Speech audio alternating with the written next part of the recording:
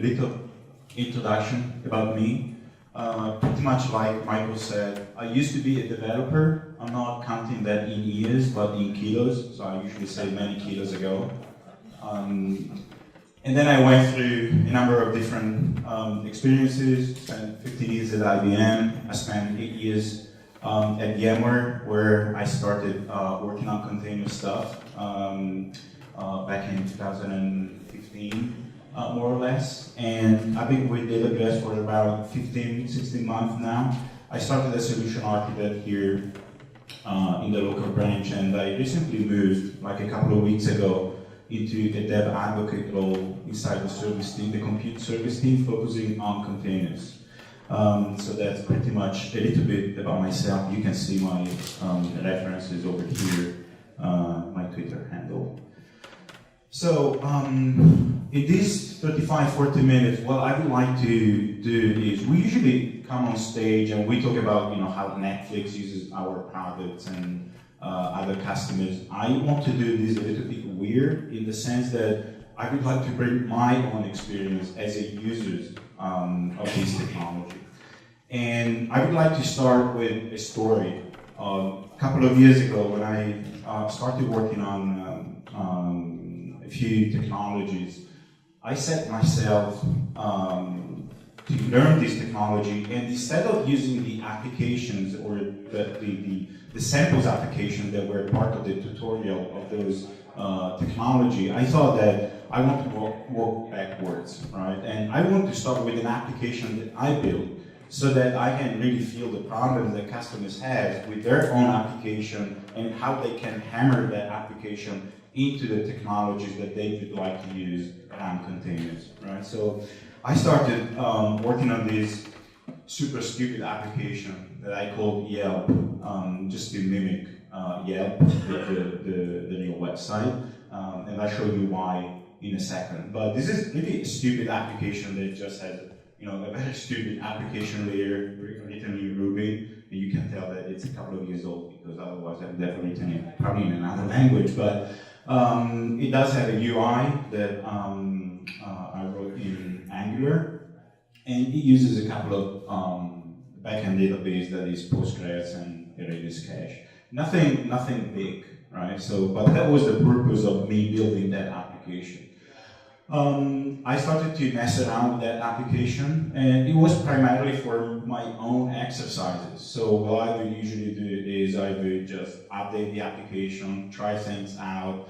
I would occasionally run a Docker build just to build that application and push it to Docker Hub, but I really never cared about whether master was a little bit ahead compared to the Docker images that I was building. Sometimes I would find that I was using tags in different modules of this application that were not consistent. Like I was using the 0.3 tag on the UI and the 0.2 tag on the other one.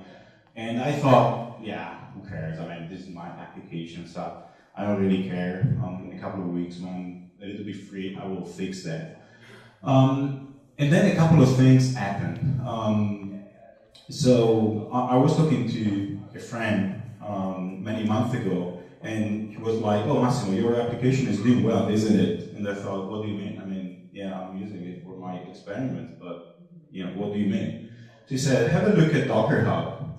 And I had like a horror moment when I saw that it was pulled like 500,000 times, literally.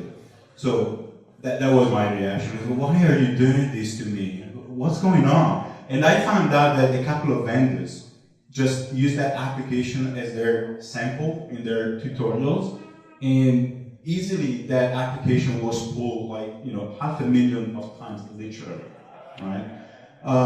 So I thought, oh my God, so I need to care a little bit more about this application now, because I feel a little bit more responsible. I cannot break it and these sort of things. The other thing that happened was that as I started working on AWS technologies, and at that time I was not strictly focused on containers like today, where this application started pretty much. I set a challenge to learn the other services. So if you think about the landscape of the compute services that AWS have, they range from bare metal all the way up to Lambda. And I thought I want to learn this new technology working backwards as I was discussing, and I want to implement the deployment of this application for this different layer. I want to be able to deploy this application for a bare metal form factor, all the way up to an EC2 form factor, ECS, EKS, which is our Kubernetes service, and all the way to Lambda. Okay, so that was also something that I was working on. And at this stage, what I was doing in terms of creating the artifact and testing the deployment was pretty much manual. Right? As I said before, it started with containers, and I would occasionally just run a Docker run when I wanted to build that and push it to Docker Hub to use. But when I started working on this porting, so to speak, or refactoring of the application, I found out that, for example, with Lambda, it was not that easy, right? It was not a simple Docker run.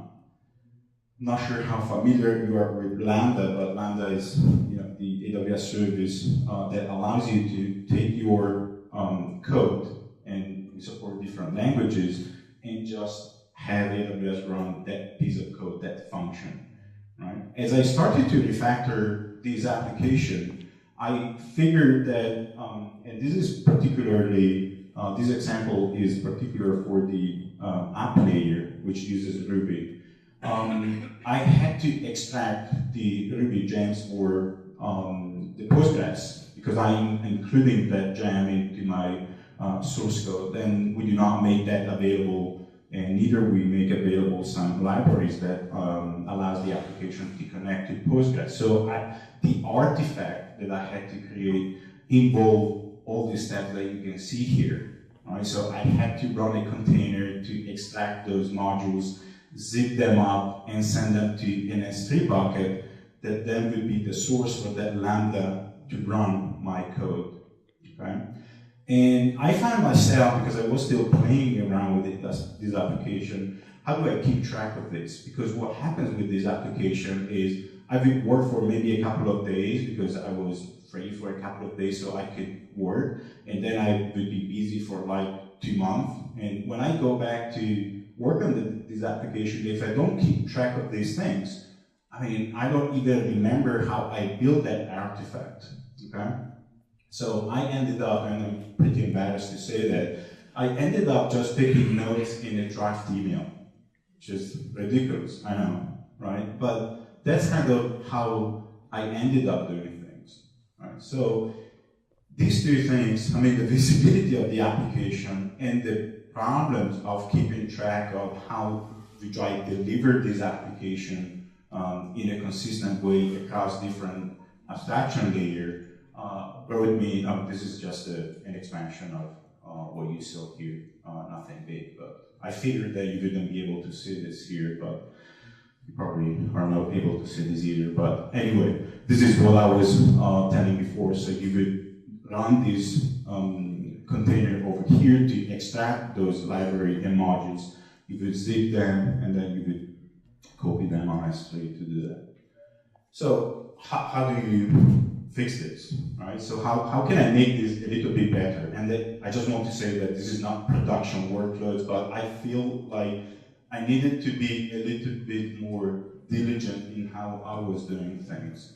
So I figured, okay, we keep talking about CI/CD, we keep talking about DevOps, so why shouldn't I use those tools to do that? And so this is something that I'm still obviously working on, but and I'm not going to discuss this slide because, I mean, this is pretty much common sense, right, at this point for you, particularly if you're coming to an event like this. But I figured, okay, I'm going to learn these new tools that we have available on the platform, and I'm going to learn them by making them of use for my personal need, right? So I set myself up to start using CodeBuild, CodeDeploy, and CodePipeline, which are the AWS native tools that we provide as a service that cover those pieces of the continuous life cycle of the application.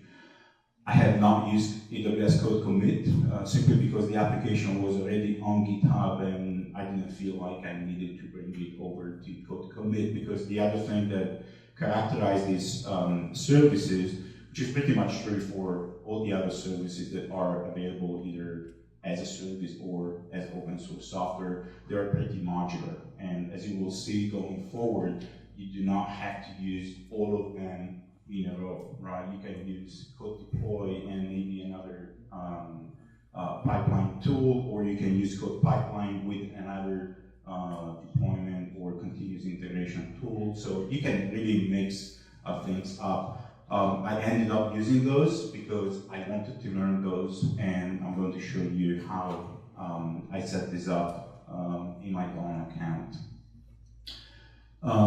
The interesting thing, because this is kind of good background before you see this in action, the good thing about this tool is that they are fairly integrated between each other, and they use S3 as kind of the bus where each one of these tools passes information to the next tool for the next stage of the continuous delivery of the product. So basically they use S3 as this artifact bucket where each tool's output is the input for the next stage. Okay? So that's kind of the overall super high level architecture of how these tools work.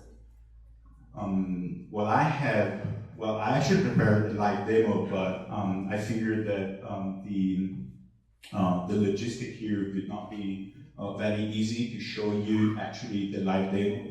You're not going to hear me if I do things like this. So I just, as a plan B, I recorded this yesterday, so I'm going to show you a record of the steps that I took to do this, so that I use that as an opportunity to tell you how those tools work and to give you an idea of how, even using other tools, you can solve similar problems to those that we have just been discussing. So before we start, and we should switch into that demo mode, I'm going to show you this process in pieces, because usually what I've seen in other events is that people tend to start showing this starting from the pipeline, and it's a roll of information that you do not, well, I did not truly understand. So what I'm going to do is I'm trying to show you these by pieces, so from the build all the way to the deployment, and then trying to tie them together just to hope to give you a more clear feeling of what happens. So the other thing is that this is going to be a pretty basic setup, right? So I'm going to take the source from GitHub, I'm going to build, and I'm going to deploy to a platform that I'm going to talk about in a second. I'm not including a test phase, and you should, as Michael was saying, that was kind of a very important tenet of that. I use a workaround for that I'll show you during the demo. And I'm not using any post-deploy, pre-deploy script. We will talk about this during the demo because we have some stuff that we can point out. And as I said before, these AWS tools can be replaced by other tools, right? As you will see in the demo, when we build this environment, you will see all the other options that I had that I didn't use because, as I said, I wanted to use these tools to build this together, but you do have other options to use if you want. Fun facts, I've not used any EC2 instance to do this, and all of these services are delivered as services. You don't get to see these EC2 instances that power them. Even the deployment platform that I'm using ECS, which is the AWS orchestrator, is using a particular data plane technology called Fargate that I'm not going to talk about, but basically for those of you that haven't heard about Fargate, it's a data plane managed service for containerized workloads. So basically, when you use EKS or ECS, Kubernetes or ECS, you have your control plane and you have your data plane. The data plane is where your tasks or pods are running, and those runs basically on EC2. Fargate is our own managed data plane, so that when you deploy tasks, ECS tasks, you do not have to have an EC2 cluster. You are going to deploy those containers on an AWS managed data plane, and you only pay for containers. It was also a little bit of an experiment for me to test this out. Yeah, of course, copy and pasting from Stack Overflow, trying stuff until it works. That's real life. I believe that the AWS documentation is fairly good, but there is a lot of those stuff involved as well.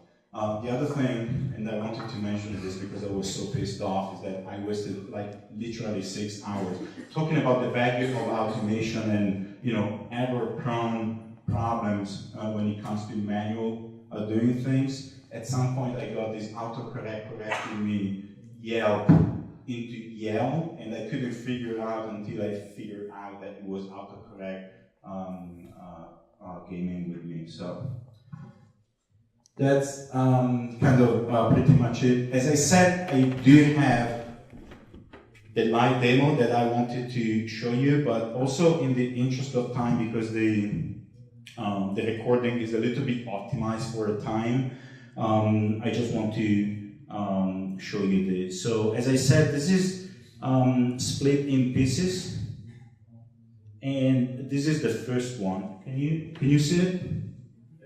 Okay. Okay, so that I can talk on it. So this is the UI, and this is the reason for which I called it Yelp, because it's basically a voting app where I put like some very horrific restaurants, US restaurants, like Buca di Beppo, for example. Buca di Beppo, never try it if you go to the US. So basically what I'm going to do now is I want to change that Buca di Beppo into Buca di Massimo, because I bought that restaurant chain, right? So I'm going into the source code and I'm going to modify that in the HTML into Buca di Massimo. And I'm pushing it into GitHub, right, as a new commit. So this is what I'm doing right now. I'm pushing that change into code commit. Nothing is going to happen because I don't have a pipeline yet, right? The only thing that I have prepared, the only thing that I have already prepared upfront for timing reason is the build phase that you can see here, and the deployment phase, okay? So the build phase, which is implemented within Code Build, which is one of those products, basically this is what it does. It does nothing more than taking the source code and running a Docker build against the Yelp UI, right? In addition to that, it does a few things. As an output artifacts, it basically print in a file the Docker image that it is building with the particular tag that it is using in this particular build. This is useful when we get to the pipeline. But this is what I'm doing. I'm telling code build, this is the input. IDI 2019 is just a clone of the main Yelp repo, just because I didn't want to mess up with that. But that's pretty much it. So I'm pulling from that repo and I'm building that. So I'm going to start the build. So this would be the alternative of me occasionally just run a Docker build when I remember, okay? Instead of running that, I will just run this build. The build is not particularly optimized. The only optimization that I'm using is the multi-stage Docker build pattern, where I basically the phase is I download the internet to compile that Angular application, and then I take the output and I put it on a clean nginx instance. Because otherwise, before the multi-stage build, well, obviously there are other workarounds that you can implement, but if you want to do this without those other workarounds, you would need to download the internet just to compile that Angular application, and your website becomes like a 2 gigabyte, container, which doesn't make sense. So the multi-stage pattern allows you to build, downloading the internet to build and compile that Angular, and then take the artifact, which are basically the JavaScript file, and putting it into a clean nginx web server, which is what I'm using in the web UI container. So in this phase, I have downloaded the internet, and I'm compiling that application. Momentarily, you will see that I'm also downloading the nginx container, and I'm going to copy that output onto that nginx container. So the ultimate artifact of this build is that nginx container, which is my Yelp UI artifact.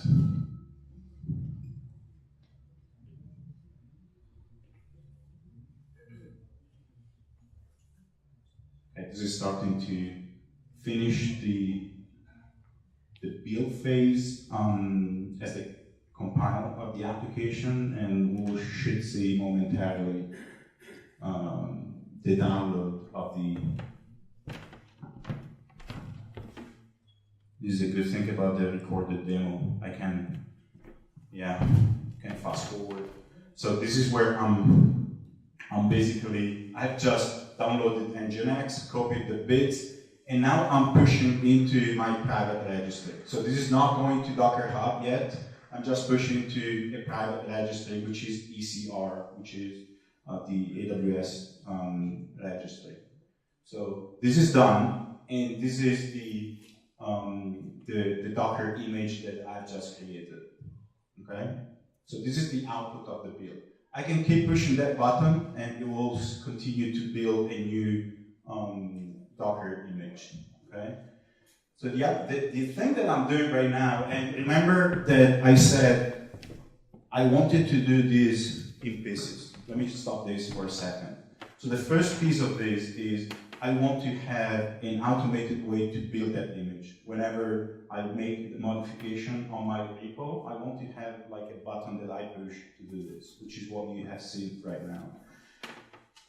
If we get to the deployment phase, as I said, I'm not sure how many of you are familiar with ECS, but you can think of ECS as another orchestration service, which is naturally comparable to Kubernetes in terms of how it orchestrates containers. So there is this notion of services within ECS, which is the list of things that you are seeing over here. Okay, so these are ECS services, and no surprise, they map those modules that I showed you at the beginning: the UI, the app server, Redis, and Postgres. Behind these services, there are tasks. Okay, for those of you that knows Kubernetes, tasks are Kubernetes pods. So basically, the service is the front end to the task, which could be one or more, so that the service load balance that. So what I'm going to do next is I'm going to tell ECS that I have a new task version. Okay? First of all, I'm going to create a new task version based on the new image that I've just created, and then I'm going to tell ECS update this service with the new task. So this is what you are going to see right now. Okay. So I'm clicking on the UI service. I see that there is one task. Obviously, it could be more than one, right? I'm just using one task, but it could be 2, 3, 5, 100, whatever, okay? So right now, I'm going into the task definition, and I'm going to say, keep it the same, everything is the same, just modify the container image in the new task version. So I have a new task version that has a new container image and that represents the image that I've just built in the previous step. Okay? So I'm going back to ECS, I'm going back to my service, and I'm going to say update. When I say update, it basically says, okay, which task do you want to run? I'm pointing to the new task, because it was running 36, I think. I chose 37, which is the one that I just created. And this is where it says, okay, what is the policy that I'm going to apply? So this is where the magic, kind of the deployment magic happens. Just a little bit of background. ECS has some basic deployment characteristic. So if you have a service with a number of tasks, you will be able to update those in a rolling fashion. Okay, say you have 3 tasks, it will just shut down. Sorry, I just want to stop this a little. So if you do not use any other tool, basically what happens is that when you say update that service, it will start provisioning new tasks with a new version and shutting down the old one.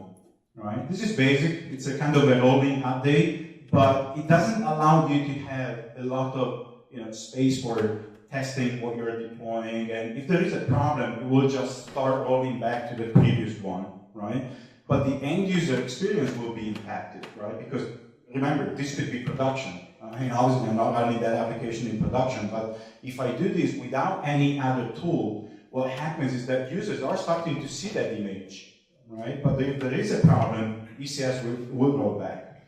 So ECS is integrated with CodeDeploy, which is what I've done here, and I'll show you momentarily, where I'm going to say, do not use the standard ECS way of updating tasks. Leverage CodeDeploy to do that. And CodeDeploy, we'll see that in a minute, has some more advanced capabilities of doing deployments. And what I'm going to show you is the blue-green deployment.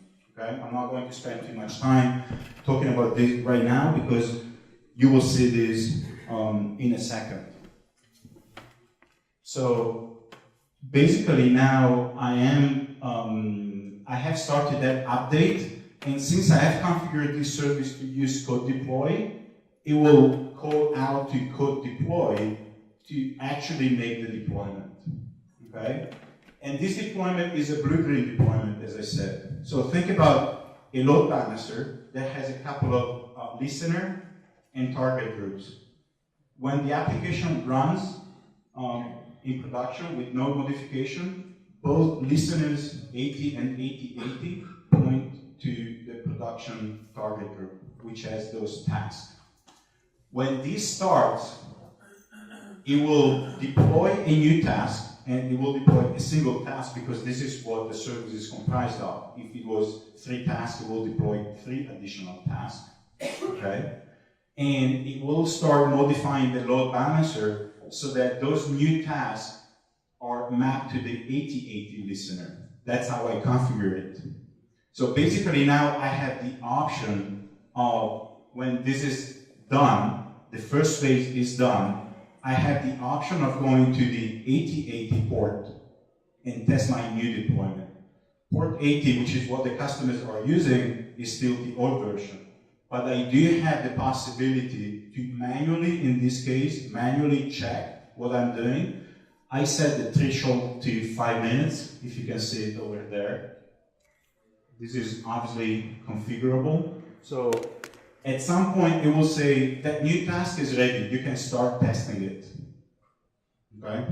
In a few seconds, it should say, and that's the other thing, the good thing about recorded demo. It will say that the new task is ready for you to test. Okay? Okay? It's basically done. Okay. This is done. So the counter for the 5 minutes start.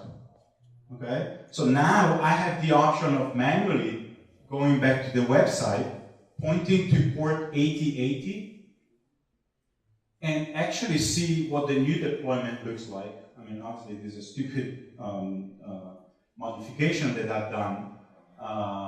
So Buca di Peppo should become Buca di Massimo now, right? Because that's the new version. Okay, so I see that in the staging area, so to speak, I have the new version. So I say, okay, this looks good. Okay, so you can reroute the traffic now. So now the end users are actually going to see the change. Okay, so I go back here and I say, yes, reroute the traffic. And this rechanged the load balancer configuration so that both 80 and 880 point to the new one, to the new task. Okay, so if I go back here and I go back to the actual main site, so port 80, and I should have used port 443, but for the sake of the test, I'm using port 80. It may take a couple of refresh of the browser. One day I will understand how browser works, but yeah. So I'm connected to the production website and I see the modification that I've done live. Okay.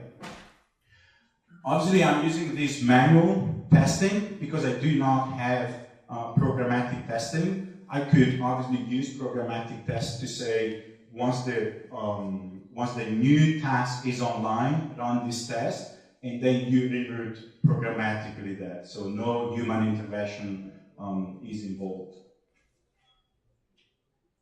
So that's kind of the first part. So just to wrap this up, the first part, and just going to show you very quickly another 3 minutes video where I put those things together. Oh.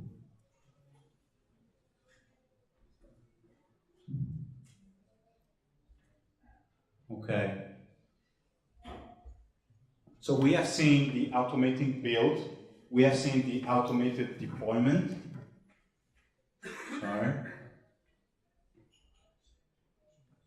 But these are still steps that I need to do all manually, right? So I need to make the modification, I need to push it, I need to push that start build button, I need to go to ECS, create a new task and everything.